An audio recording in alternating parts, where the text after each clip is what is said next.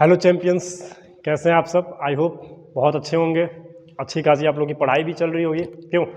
तो आज की जो हमारी टॉपिक है वो है पैरा जंबल्स। ये एक ऐसी टॉपिक है जो हर एक कम्पिटिटिव एग्जाम में जिसमें इंग्लिश मेंशन है आना ही आना है।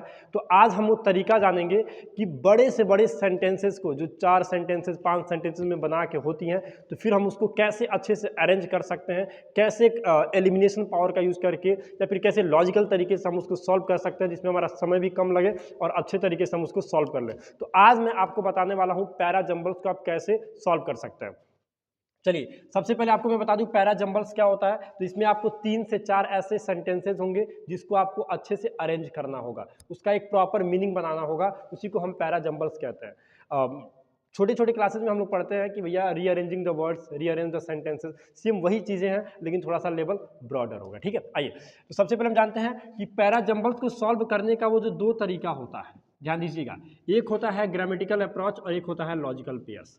ध्यान दीजिएगा, ग्रामेटिकल अप्रोच का मतलब ये हो गया कि अगर हम सही तरीके से, क्योंकि सब्जेक्ट वर्ब ऑब्जेक्ट एक सेंटेंस का जब स्ट्रक्चर बनता है तो उसमें इंपॉर्टेंट होता है कि सब्जेक्ट हो, वर्ब हो और ऑब्जेक्ट हो, ये 3 चीजें हो। ठीक है, जिसको हम ग्रामेटिकल अप्रोच कहते हैं कि अच्छे से हम देखें यार सब्जेक्ट इसमें आ रहा है तो सब्जेक्ट के बाद वर्ब आना चाहिए, मतलब ये वाला पहले से हो जाएगा। फिर उसके बाद दूसरे वाले सेंटेंस को हम देखेंगे तो इसमें ग्रामेटिकल अप्रोच है, सब्जेक्ट हो, वर्ब हो, ऑब्जेक्ट हो, कंजक्शन आ जाए, उसका यूज अगर हम कर रहे हैं तो वो भी हमारा ग्रामेटिकल अप्रोच है। एडवर्ब आ जाए, अगर एडवर्ब को देख के हम चल रहे हैं वो भी हमारा ग्रामेटिकल अप्रोच है। तो अगर इस तरीके से हम लेके चल रहे हैं, किसी सेंटेंस को अरेंज कर रहे हैं, तो फिर वो हमारा ग्रामेटिकल अप्रोच होगा। क्या होगा हमारा? वो ग्रामेटिकल अप्रोच होगा।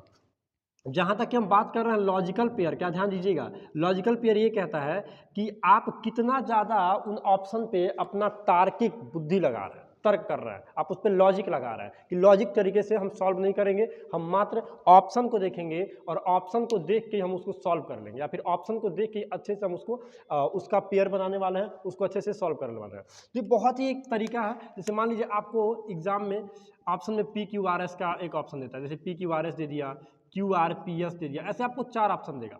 तो आपको करना क्या है यार, हम ऑप्शन के बेसिस पे ही जाए, क्या जो ये ऑप्शन दिया है PQRS क्या इस पे सेंटेंस को बैठ रहा है, नहीं बैठ रहा है तो फिर जाहिर सी बात हम इसको एलिमिनेट कर देंगे। फिर हम आएंगे दूसरे ऑप्शन पे, तो ऑप्शन को देख के भी आप सेंटेंसेस को क्या कर सकते हैं, अच्छे से अरेंज कर सकते हैं, कोई प्रॉब्लम होने वाली नहीं है।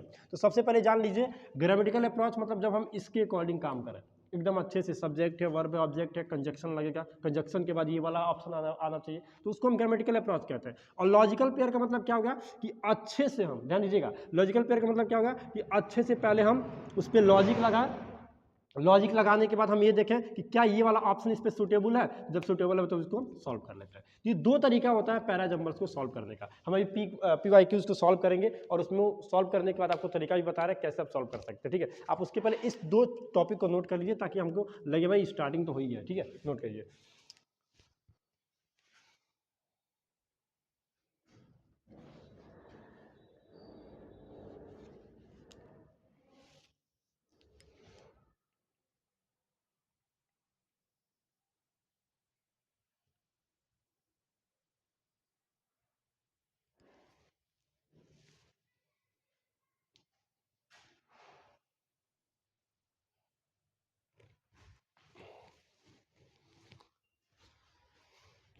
ओके, तो अब हमारे सामने एक बहुत ही अच्छा पैरा जंबल्स का एक क्वेश्चन दिया है जो कि ये प्रीवियस ईयर में कॉम्पिटिटिव एग्जाम में पूछ भी चुका है। इसी को हम सॉल्व करेंगे और जो मैंने आपको 2 तरीका बताया कि ग्रामेटिकल अप्रोचिंग और दूसरा मैंने जो बताया लॉजिकल पेयर के अकॉर्डिंग आप कैसे क्वेश्चन को सॉल्व कर सकते हैं, वो भी पैरा जंबल वाले सेंटेंसेस को। आइए मैं आपको समझाता हूँ। और उसके पहले आप देखिए कि एक बहुत ही अच्छा सेंटेंस हमारे सामने लिखा है, 4 सेंटेंसेस है, ध्यान दीजिएगा, क्योंकि छोटा क्लास है नहीं कि आपको बहुत ही 2-2 3-3 वर्ड्स का वर्ड्स मिलेगा और आप बोला जाएगा कि आप अरेंज कीजिए, ऐसा कुछ भी नहीं है।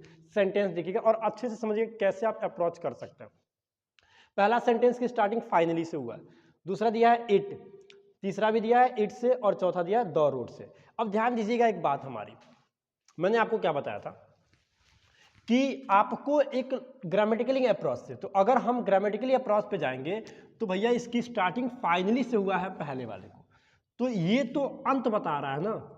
ध्यान दीजिएगा फाइनली से हुआ, क्योंकि आपको पैरा जंबल्स को सॉल्व करते समय मेन ध्यान यही देना है कि एडवर्ब का जो यूज़ किया गया है या फिर कंजक्शन का यूज़ किया गया है या फिर जो आपका एडजेक्टिव का यूज़ किया गया है या फिर प्रीपोजिशन का यूज़ किया गया है वो सेंटेंस में कब आ रहा है। ध्यान दीजिएगा, यहाँ पे फाइनली हुआ है, क्योंकि अगर आप देखोगे तो हमारा एक भी ऑप्शन, ध्यान दीजिएगा, हमारा एक भी ऑप्शन ए से स्टार्टिंग नहीं हुआ है। ठीक है, तो आप ये मत समझिए कि ए से स्टार्टिंग हो तो एलिमिनेट कर देंगे उसको। एलिमिनेशन तब यूज करते जब मान लो कोई सेंटेंस की अरेंजिंग ए कर दिया होता, तो ए तो दिया नहीं है तो इसको हम कैंसिल कर देंगे। ठीक है, अब देखो फाइनली वैसे भी नहीं होने वाला है, ए से स्टार्टिंग कोई सेंटेंस नहीं होगा। ध्यान देते रहिएगा, अभी मैं आपको ग्रामेटिकल बताऊंगा, फिर मैं आपको लॉजिकल अप्रोचिंग बताने वाला हूँ। ठीक है, अब देखिए फाइनली से स्टार्ट नहीं हो सकता है, कोई भी सेंटेंस इट से स्टार्ट हो सकता है, लेकिन ध्यान दीजिएगा इट से जो स्टार्टिंग होगी वो ये कह रहा है, फिर ध्यान दीजिए इट से स्टार्टिंग होगी मतलब क्या है, इट के बाद ऑल्सो दिया है, यह भी, इसके मतलब इसके पहले भी कुछ है, तो इससे भी कोई सेंटेंस स्टार्ट नहीं हो सकता है। ध्यान दीजिएगा, मैं आपको पैरा जंबल्स बता रहा हूं कि पैरा जंबल्स को कितना इजी तरीके से हम सॉल्व कर सकते हैं, उसका मेन एक लॉजिक क्या होता है।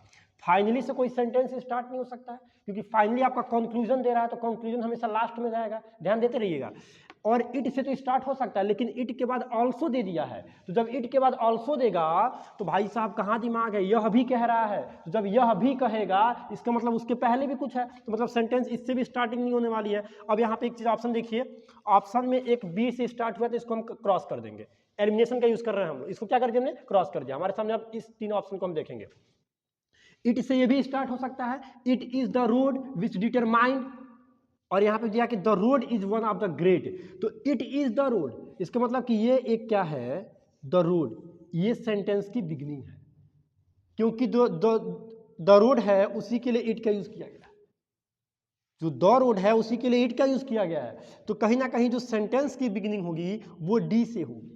अब ध्यान दीजिएगा, डी का ऑप्शन हमारा दो था, डी सी बी ए भी था, ध्यान दीजिए एक चीज, डी सी बी ए भी था और डी बी ए सी भी था, मतलब ये दो ऑप्शन तो हमारा वैसे भी एलिमिनेट हो गया। Okay, D C B A D B A C, इसी को हम अरेंज करने वाले हैं, जिसमें दिया है कि the road is one of the great fundamental, एक चीज वन ऑफ द के बाद सुपरलेटिव डिग्री का यूज करेंगे तो ये ग्रेटेस्ट हो जाएगा, the road is one of the greatest fundamental institution of Mankind. Okay, अब इसको हम क्या करेंगे, डी के बाद हमारा सी अरेंज होगा, इट इज द रोड, उसके बाद इट ऑल्सो प्रोवाइड्स, ध्यान दे रहे हैं आप लोग, तो डी सी बी ए, ये वाला ऑप्शन हमारा करेक्ट है, इसलिए करेक्ट है क्योंकि ये हमारा लास्ट में आ रहा है। एक तो ये भी था कि जो फाइनली दिया वो कंक्लूजन है, कंक्लूजन हमारा लास्ट में आता है, तो कहीं ना कहीं ये ऑप्शन जो दोनों स्टार्टिंग दे रहा था डी से, इसके लास्ट में ए यहाँ है, तो यही वाला ऑप्शन हमारा सही होगा। इस तरीके से आप लॉजिक का यूज करके और एलिमिनेशन पावर का यूज करके बड़े से बड़े पैराजंबल सेंटेंसेस को सॉल्व कर सकते हैं, थोड़ा भी प्रॉब्लम होने वाला नहीं है। आइए मैं एक बार फिर से इस सेंटेंस के अप्रोचिंग को हम बताते हैं। हम लोग क्या सॉल्व कर रहे हैं, पैरा जंबल सॉल्व कर रहे हैं। पैरा जंबल मीन्स होता क्या है कि आपको एक से ज्यादा सेंटेंस पैराग्राफ में डिवाइड कर दिया जाएगा, आपको सही तरीके से उसको एक सेंटेंस बनाना होगा, वो भी एक पैराग्राफ बनाना होगा, वो भी अरेंज करके सही तरीके से। तो आपके सामने चार ऑप्शन दिया था, ए बी सी डी, और आपके सामने ऑप्शन भी दिया था D C B A, D B A C, C A B D और बी डी ए सी, इसी को आपको अरेंज करना था। तो मैंने आपसे क्या बताया कि फाइनली जो है वो कंक्लूजन है, तो कंक्लूजन हमेशा लास्ट में आता है, तो इससे तो अगर कोई सेंटेंस स्टार्ट हो ही नहीं सकता है, इसको लास्ट में आना है। अब देखो एकदम सटीक पॉइंट थे भैया, इसमें जो फाइनली था एक ही ऑप्शन ही था, ए वाला, वो भी लास्ट में, और डी सी बी ए है। आप कहोगे सर इट से भी तो स्टार्ट हो सकता है, बिल्कुल स्टार्ट हो सकता है, तो इट से यहाँ पे दो है, बी वाला भी है सी वाला भी है, लेकिन यहाँ पे जो बी का ऑप्शन है वो कह रहा है कि इट ऑल्सो प्रोवाइड्स, या ये भी प्रोवाइड करता है, भी का ऑल्सो मतलब भी होता है, तो कहीं ना कहीं भी जब दिया है इसका मतलब उसके पहले भी कुछ है, राम भी खाना खाया, मतलब राम के पहले कोई और खाया था, तो ये वाला तो ऑप्शन पहले होगा नहीं, तो बी से जो आया था उसको हम क्रॉस कर देंगे। अब बच गया हमारा सी और डी, सी से जो ऑप्शन स्टार्ट हो सकता है, चलो भैया सी से हम ले लेते हैं, इट इज द रोड, ठीक है, उसके बाद ए दे दिया, फिर फाइनली आ गया, तो तुरंत फाइनली कैसे आ सकता है, तुरंत कंक्लूजन कैसे आ सकता है, लास्ट में आना चाहिए, तो ये भी ऑप्शन हमारा गलत हो गया, तो एक ही ऑप्शन हमारा बचता है डी सी बी ए, और ये भी, और ए देखो लास्ट में आ गया, फाइनली आ गया, ठीक है। तो इस तरीके से बड़े पैरा जंबल सेंटेंसेस को तुम चुटकियों में सॉल्व कर सकते हो, ठीक है। ये आपका एसएससी हो गया, एनडीए हो गया, सीडीएस हो गया, ओटीए हो गया, या फिर बैंकिंग से रिलेटेड जो एग्जाम और जैसे एसबीआई क्लर्क का भी फॉर्म निकला था, पीओ का निकला, इन सब में हेल्प करने वाला, ठीक है। तो आप इसको सॉल्व कीजिए और इस तरीके से ज़्यादा से ज़्यादा क्वेश्चन आप सॉल्व कीजिएगा। हमारा जो मैं एक चीज़ और आपको बताने वाला हूँ, मेरे जो फेसबुक पेज है विवेक सर इंग्लिश वाले, उस पर आप जाइए, ऐसे तमाम डेली पीवाईक्यूज को हम सॉल्व करेंगे आप उस पेज को फॉलो कीजिए। साथ में जो हमारा यूट्यूब चैनल है विवेक सर इंग्लिश वाले, उसको आप सब्सक्राइब कीजिए, शेयर कीजिए। एक एक इंग्लिश के डाउट्स को हम ऐसे ही क्लियर कर देंगे जैसे आपने इसके पहले कभी वैसा क्लास ही नहीं देखा होगा। So thanks for watching this video. And finally मैं ये भी कहने वाला हूँ कि भैया ऐसे लॉजिक का यूज़ करके आप पैराजम्बल सेंटेंसेस को सॉल्व कीजिए, प्रैक्टिस कीजिए, क्योंकि जब तक प्रैक्टिस नहीं करेंगे ना तब तक ऐसे सेंटेंसेस आने वाले नहीं है। तो आप प्रैक्टिस कीजिए, प्रैक्टिस से ही सब कुछ पॉसिबल हो सकता है। Thank you so much.